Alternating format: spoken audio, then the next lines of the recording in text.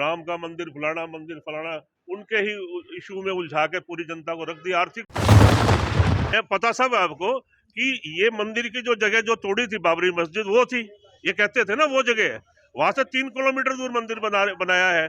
दूसरा मंदिर अभी पूरा नहीं हुआ है, आपने उसको क्यों राष्ट्रपति महोदय क्यों नहीं बुलाया? आप सवाल पूछे। किसानों के साथ मोदी जी ने यूरिया खाद के कट्टे के ऊपर अपनी फोटो छपवा दी देश के प्रधानमंत्री ने। अरे मोदी जी, अपनी फोटो लोगों के दिलों में छापिए, खाद के कट्टे पर छापने से किसान खुश नहीं होगा।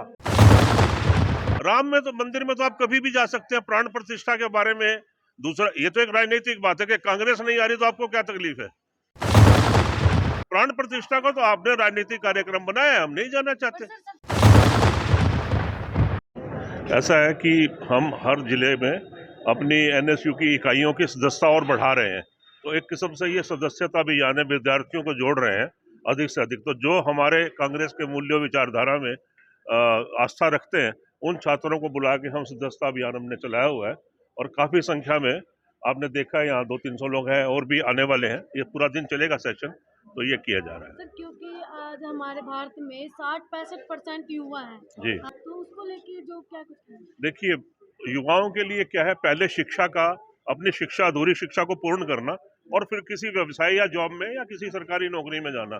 2 करोड़ रोजगार का वादा इसीलिए किया था ना कि देश में समस्या है, लेकिन रोजगार कम हुआ है। और हरियाणा तो सबसे बड़ी मतलब जहाँ सबसे ज्यादा बड़ी संख्या है बेरोजगारों की, वो प्रदेश है। रोजगार के अवसर नहीं है। कोविड के बाद इन्होंने अनाज जो है फ्री शुरू कर दिया है, रोजगार की मुद्दे भूल गया। रोज राम का मंदिर फलाना उनके ही इशू में उलझा के पूरी जनता को रख दिया। आर्थिक मुद्दे गौण हो गए हैं। सर, राम मंदिर को लेकर आप क्या कुछ कहना चाहते हैं? क्या किस नजरिए से? देखिए, राम मंदिर जो है इसमें 2 पहलू हैं। पहला पहलू है राजनीतिक पहलू। राजनीतिक पहलू में इनका एक ही काम है, कांग्रेस की आलोचना करना। राम किसी एक पार्टी के तो है नहीं, राम तो हरेक हिंदू, हरेक भारतीय के हैं। अब सवाल यह है कि देश का गृह मंत्री, देश का प्रधानमंत्री, बीजेपी के नेता वो राम मंदिर का बुलावा दे रहे हैं सिलेक्टिव बेसिस पे। राम में तो मंदिर में तो आप कभी भी जा सकते हैं, प्राण प्रतिष्ठा के बारे में। दूसरा, ये तो एक राजनीतिक बात है कि कांग्रेस नहीं आ रही तो आपको क्या तकलीफ है? आपने बुलावा भेजा, आप बुलावे के हमें अधिकारी ही नहीं है, क्यों? आपकी बपोती थोड़ी ही है। ये तो राम मंदिर सबके चंदे से हो सकता है, आपने और मैंने भी दिया हो, तो ये एक पॉलिटिकल पार्टी का अधिकार नहीं है। वो हमें बदनाम क्यों कर रहे हैं कि आप नहीं आ रहे, आप राष्ट्रभक्त नहीं हो, आप राम भक्त? कैसे हो सकता है? ये राम तो कण कण में है, हमारी जुबान में, हमारी सोच में, हमारे दिलों में है। उसमें अयोध्या में तो हम कल भी हमारे दीपेंद्र जी गए हैं, यूपी की एग्जीक्यूटिव कमेटी गई है, हम अपनी सुविधा से जाएंगे। प्राण प्रतिष्ठा को तो आपने राजनीतिक कार्यक्रम बनाया है, हम नहीं जाना चाहते। सर, सबसे अभी जो मुद्दा उठाया कि सोनिया गांधी जी ने और करके ने उनके निमंत्रण को मना कर दिया। हाँ, तो नहीं जाएंगे। क्या किसी के निमंत्रण को मना नहीं कर सकते जब हमें लगे कि इसमें राजनीतिक सोच है? इस मुद्दे का दूसरा पहलू जो है वो धार्मिक पहलू है। चारों शंकराचार्य ने मना कर दिया तो वो राम भक्त नहीं हो जाते, वो सनातनी हिंदू नहीं हो जाते? उन्होंने यही तो कहा है ना कि मंदिर अपूर्ण नहीं है। दूसरी बात जो आप भूल रहे हैं, पता सब है आपको कि ये मंदिर की जो जगह जो तोड़ी थी बाबरी मस्जिद वो थी, ये कहते थे ना वो जगह है, वहां से 3 किलोमीटर दूर मंदिर बनाया है। दूसरा, मंदिर अभी पूरा नहीं हुआ है।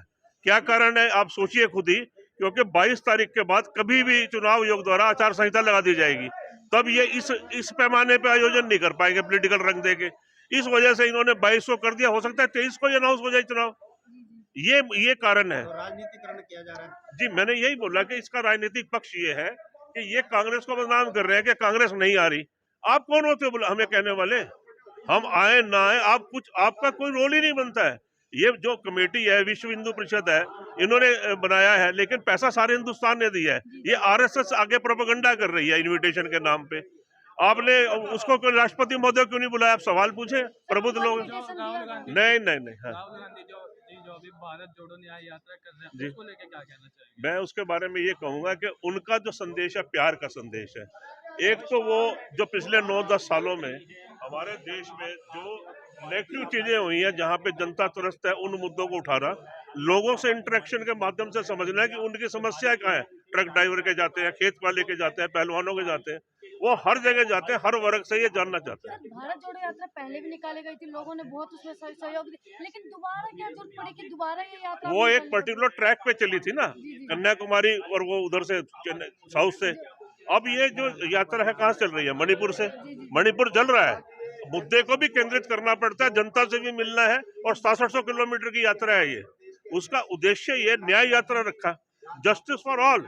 जहां पे इस देश में इनजस्टिस हो रहा है, एक धर्म विशेष की, ये सेकुलर स्टेट है, हमारी जो है सनातनी हिंदू स्टेट नहीं है, ये धर्मनिरपेक्ष है, और देश का प्रधानमंत्री सेकुलर स्टेट में जाके मतलब रहने के बाद भी अपने काम सारे धर्म वाले कर रहा है, एक पर्टिकुलर धर्म को बढ़ावा दे रहा है। सर, एक बीजेपी ने भी यात्रा निकाल रखी है, भारत विकसित संकल्प यात्रा। हाँ, उसको लेके आप किस नजर से नहीं, मैं किसी की यात्रा की आलोचना क्यों करूं? ने फिर 45 की, आज की डेट में वो 40 किलो अभी आज से एक हफ्ता पहले की है। किसानों के साथ बहुत बड़ी ठगी है। ये सरकार क्या करती है, महंगाई को जो रेट है वो रखती है, सिर्फ क्वांटिटी घटा देती है। किसानों के साथ मोदी जी ने यूरिया खाद के कट्टे के ऊपर अपनी फोटो छपवा दी, देश के प्रधानमंत्री ने। अरे मोदी जी, अपनी फोटो लोगों के दिलों में छापिए। खाद के कट्टे पर छापने से किसान खुश नहीं होगा। किसानों के साथ 266 रुपए में जो 50 किलो का बैग मिलता था, अब वो 40 केजी कर दिया गया। इस देश के अंदर लूट और ठगी हो रही है। मैं जो प्रधानमंत्री जी कह रहे हैं राम मंदिर, राम मंदिर, राम तो हम सबके हैं, अल्लाह के हम बंदे हैं, वाहिगुरु के बंदे हैं, वाहिगुरु के स्थान पर खड़े हैं। ये राम का नाम इन्होंने कोई पेटेंट थोड़ी करवा लिया बीजेपी ने। हिंदू, मुस्लिम, सिख, ईसाई आपस में हम सब भाई भाई। कांग्रेस की ये नीति है, राहुल गांधी जी की, हुड्डा साहब की, हमारे प्रदेश अध्यक्ष उदय गांधी, ये पॉलिसी है। और मैं आज लोहड़ी, मकर संक्रांति जो अभी कल गई है, उसके लिए अपने करनाल के निवासियों को बहुत बहुत बधाई देता हूँ। हमारे मुख्यमंत्री जी भी लोहड़ी पर यहाँ आए थे, उन्होंने जनसंवाद किया। एक दो लोग बेचारे अपनी समस्याएं लेकर उठे, पुलिस की लाठियों से उन्हें बाहर निकाल दिया गया। तो मेरी तो मुख्यमंत्री जी से अपील है कि अब ये 4 महीने बाद जो यहाँ विधानसभा का चुनाव है, कृपया करनाल से चुनाव लड़े, क्योंकि करनाल की जनता उनकी इंतजार कर रही है कि इनकी जमानत जब्त करवाकर इनको दोबारा आरएसएस के मुख्यालय नागपुर में भेजा जाए। राम मंदिर की बात करें तो 22 तारीख को जो राम प्रतिष्ठा होने जा रहा है और हर घर में दिवाली की तरह मनाई जाए, क्या कांग्रेस भी दिवाली मनाएंगे? कांग्रेसी तो कल हमारा कांग्रेस का एक प्रतिनिधि मंडल आदरणीय हमारे सांसद दीपेंद्र सिंह हुड्डा जी के नेतृत्व में सरयू में डुबकी लगा के जय श्री राम के नारे लगा के कांग्रेसी तो वहां जा रहे हैं। 22 को तो ये बीजेपी अपना शो कर रही है, उसके बाद हम भी जाएंगे, हुड्डा साहब जाएंगे, राहुल गांधी जी भी अपनी जो यात्रा कर रहे हैं मार्च में खत्म होंगी। राम तो हमारे भी है, राजीव गांधी जी ने उसके दरवाजे खुलवाए थे, हमारे प्रधानमंत्री जी ने, नरसिम्हा राव जी ने पैरवी की थी। इन्होंने तो मंदिर के लिए कुछ कोई योगदान नहीं इनका। तो ये तो 22 तारीख को प्रधानमंत्री जी एक शोषा, एक वो कर रहे हैं कि राम का सबसे बड़ा भक्त मैं ही हूँ। हम भी राम के भक्त है। कल हमारा कांग्रेस का एक प्रतिनिधि मंडल राम अयोध्या में राम मंदिर के दर्शन करके आया। सर, वो छात्र के लिए अगर बात करें, आज छात्र सम्मेलन है,